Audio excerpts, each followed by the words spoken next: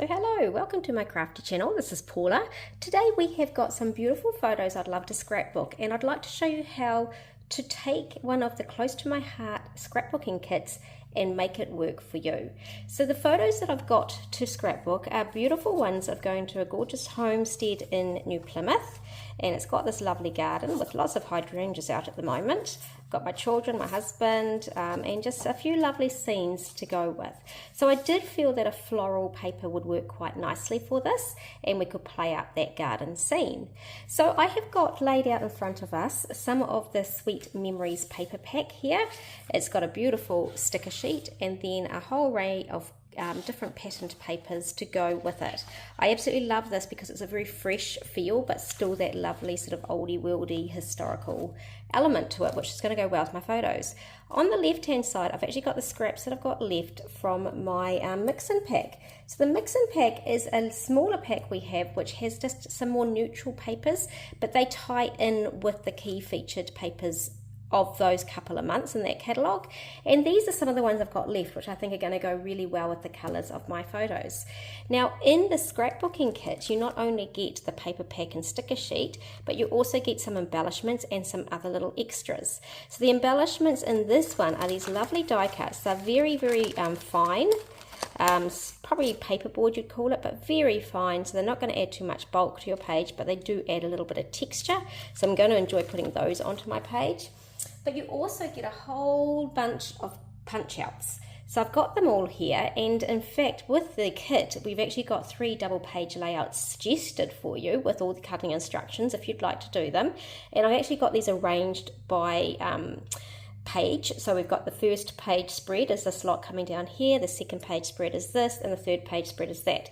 Now of course if you're going to do your own thing like we are today, you can mix and match from anything, but it is always kind of good to keep in mind where they came from, because you can reference those instructions and see what they did with those particular embellishments.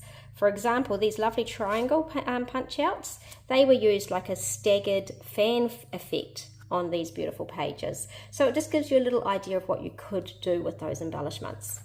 Now in the kit as well that I've got to work with is a whole heap of cardstock and some exclusive paper designs. So I've got this lovely light grainy effect. It's quite hard to pick up on camera. I've got this other more specialty paper as well, which has got a really neat sort of oldie worldy feel with the mist and the sage put together, and then the cardstock matching our set. So I've got a whole heap to work with. So the next thing I do with my kits is to go away and look at what scrapbooking scrapbooking stamps I may have that will work into. So as we're looking at memories created with the family, this lovely set called Remember This Moment has lots of little subtitles that are going to work perfectly for this. So I do believe I will use at least 1 or 2 of those. If I want to make my own title, this is one of the latest alphabets out at the moment. It's called Lollipop Alphabet, but it's lovely and delicate, so it's going to work again with this range really well if I need to do a title. Our January stamp of the month, not just about goals and new beginnings, but it's also got a very cool journaling spot here, having this folio effect. And it's also got a lovely scallop, which you can use with or without stamping. So, and I love that little arrow too. So there's a lot of elements in here I could use too for this page. The other one that I drew on at this point is the Sweet Memories card making workshop. It's got a doily in here, which is pretty cute. Lots of little flourishes, so we can bring in more of that flourish effect. And then a few little stamped floral embellishments. And lastly, I've actually gone back into my stash, and I've got this gorgeous little stamp called Hydrangea Blooms. So as my photos have got quite a few hydrangeas in it, I thought it would be great to pull this out again. This is a maker only reward set that we could get at the time. Not available now, but it is absolutely delightful and got the really soft effect with the hydrangea stamping. So I'm assuming that's going to be a really awesome addition as well. So let's get started and see what I create with the kit. So to start the base, I pull in these 2 beautiful sheets, which are my favourites from the pack, and lay out my photos with them already pre-photo matte. I have put Bluebird behind a couple of the photos, about 3 of them, and then I think I pulled in a bit of sage as well. So now I've decided I don't want to use both full sheets because I do love this pack. So I'm going to just split one in half and have that running along the bottom. That will give the effect of folio all across the bottom, but not use up all that precious paper. Now I'm going to just bridge that gap between the paper and the white space by pulling in a couple of our zip strips. And in fact, I had this little bluebird strip left over from the mix-ins, just the perfect size for me to do a little skinny slip on each side. So I have just attached that to my trimmer using a little bit of adhesive, just so that I could keep it straight and cut those two thin lines. So that has broken up the two sections. It gives a nice sort of line for your eye to direct across the page, and that sits beautifully behind the photos. What I also like about having a bit of white behind my photos is that I've got a bit of a chance to do some treatment, whether that's stenciling, blending, whatever. So now I've pulled in this gorgeous stamp set, the Hydrangea Blooms, and I've chosen some colours that are similar to hydrangeas. So I have got periwinkle and I have got mulberry, and I've also pulled in wisteria, so I've sort of got a bluey and a purpley effect coming through. As I'm stamping, I'm doing two tones. I'm pulling in either mist or sage as my green stems and leaves, and then choosing one of those other three colours for the blossom part. So I'm just randomly going around this section, and this is going to become the top half of my page. I decided that white was a little bit too stark, and this is how I've decided to treat it. So I'm just randomly going around, first of all with the largest stamp on the block, which is the full Hydrangea Bloom, and now there's a little mini hydrangea, just a small one, so I'm doing the same two-tone stamping, inking on those and stamping them randomly. You'll notice that I do twist my stamp around, and I do go off the page at times so that it looks a little bit more coherent and not forced, so it looks a lot more random. And then the last stamp that we've got is gorgeous, just the bloom part of the hydrangea. So I'm just going around with that one now, filling in some of the gaps. I'm doing a little bit of overlapping with a couple of the colours so that it just looks like there's little bundles of hydrangeas around. And it's all very light. Because it's quite an open stamp, it's all very light and just a little bit of a theme to the background of this paper, but not overbearing. I think also with the colour choices, it keeps it light. Now I've decided to bring in a couple of our shimmer brushes. So our shimmer brushes are fabulous for bringing in a little bit of shine, and they also scatter really well. So I'm doing all three colours, misty kind of shade, a mulberry type shade, and more of a wisteria type shade.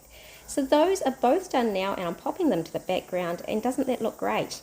It's just given that light, nice blossom feel without being too overpowering, and still in keeping with the paper. So I'm going to adhere those down, and then we can start having some fun with our little embellishment clusters.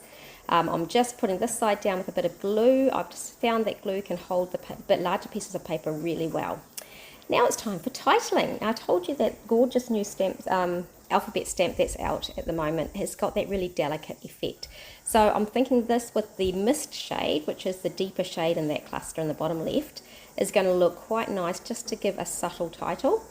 This Homestead and Gardens was called Tupari, which is just a gorgeous name, but it's got a little accent on it too. So you'll see that I use the exclamation mark for that accent, which is always useful to find some of those little icons on your alphabet stamps to use in different ways. You'll also notice that I'm putting most of my alphabet stamps down flat onto the ground and picking the block up, up onto the block from the base mat. That keeps them as straight as possible. Now I've gone to an older stamp set. This one's called the Peanut Banner Alphabet, and it's a good solid small alphabet. So it's giving a differentiation, a different style, but it's not overpowering by being just little like this. So I'm going to put the word gardens there. It's not actually the official name, but it just gives me an idea of what we saw there. Now I was going to stamp from that new stamp set, but there was a really cool sticker that just worked perfectly that I could pop down in the left hand corner, and then I've pre-stamped a few more of these hydrangeas so that I can pop them around as part of the clusters. You'll see that I'm also using a few of the die cuts from the kit. That little journaling spot up there is pretty cute from the kit, so that could make another little cluster for me, and a couple of these little heart die cuts dotting them around. This bottom one is a little frame die cut. Once again, I think this could have been from the second or the third layout in the kit, and a few of the little leaves and florals. So it's just neat having a slightly larger selection of die cuts to play with to be able to make all these different clusters really quickly and easily. So I'm just finishing off these flowers by adding a little bit of blending in the centre, otherwise they do get a little bit lost. And this is a quick way to colour without having to pull out your markers and your pencils, but it does give a really soft effect as well. So I'm going to do that and raise a few of those pieces so that they stand out in the clusters.